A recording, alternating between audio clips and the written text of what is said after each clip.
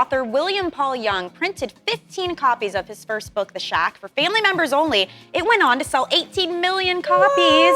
And now his latest book takes readers to the crossroads. Crossroads is the place where everything false is challenged, and genuine change emerges as a possibility. Laugh, cry, be surprised, and witness the opening mystery of our heart's longing for beauty and authenticity. Pretty cool trailer. So The Crossroads is the follow-up to that blockbuster, The Shack, and it's moving to paperback. And the author is joining us now to talk about the fictional novel turned real-life lesson. Thank you so much for joining us. It's great to be with you, and I loved the conversation you were just having. Yeah, it resonates with me because I'm a third culture kid. So, I grew up in a different cultural environment, and I think as a global community, we've got to move in the direction of the things that we have in common, not the things that we have in terms of differences. So, absolutely. Great conversation. Yeah, absolutely. Yeah. I can get behind that. You guys. That's what we've been talking about all week. Sure. Yeah, and your book, I mean, this is great. So quickly give us the story, because it tells the story of a man who falls into a coma. He gets to revisit his choices in the past. So what's the lesson people are learning from this book? Yeah, and it's not an agenda-driven book. So there's not like, oh, here are the lessons I'm trying to get you to. It's more like, let's explore the process of a human being starting to look at their own lives with some sense of self-assessment. Because Tony, the main character, he's a despicable human being. He's one who has fortified himself. He has protected himself from relationship. It's all about control. It's all about safety, and it's success oriented. So it's all about the next deal. And he's broken on the inside, like all of us are, in one respect or another.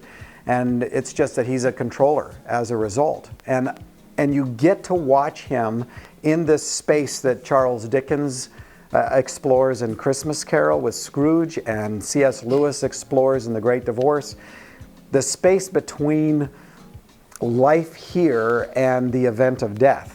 And it's a big space, and you get to go inside that and play and say, okay, what is it going to take for transformation and change to enter into the hearts of those of us who don't want it? And we don't want relationship, and we don't care about how relationship is damaged by our choices. We've so fortified ourselves, and that's the exploration inside this. So it's saying, come on, what's it going to take in our lives? What kind of crossroads are we facing every day, or what are the bigger ones that ask us to stop our kind of insanity and begin to look at why we do what we do and what matters to us? William, this is Tara. I read The Shack, and I was just floored by it. And I think it was so brilliant how you wrote that book, and it wasn't, in my mind, intentionally written to be a, quote, spiritual or God book. And it seems to me that this book is the same thing, that you're reaching an audience that, you're capturing this place between heaven and earth, as you said, and getting people to connect with the spiritual life, but yet doing it in such a brilliant way.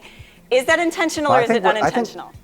It is, in the sense that I think both books are very human, and I think human beings are spiritual beings.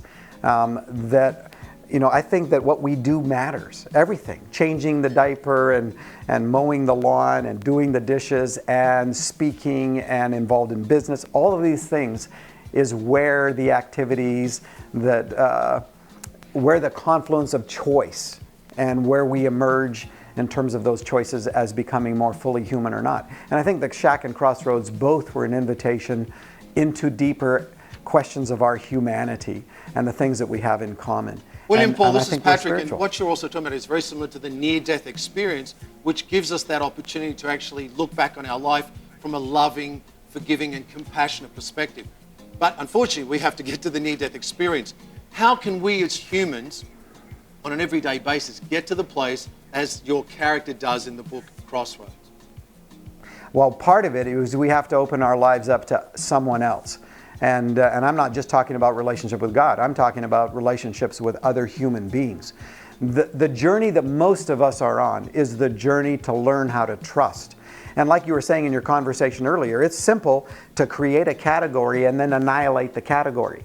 right? It's when you actually have to get to know that human being that it just begins to dismantle our categories. So fundamentally at the heart of this transformational process is an openness to relationship at all. I think our damage comes through relationship, and our healing will come through relationship. So it's about seeing the person as a human being.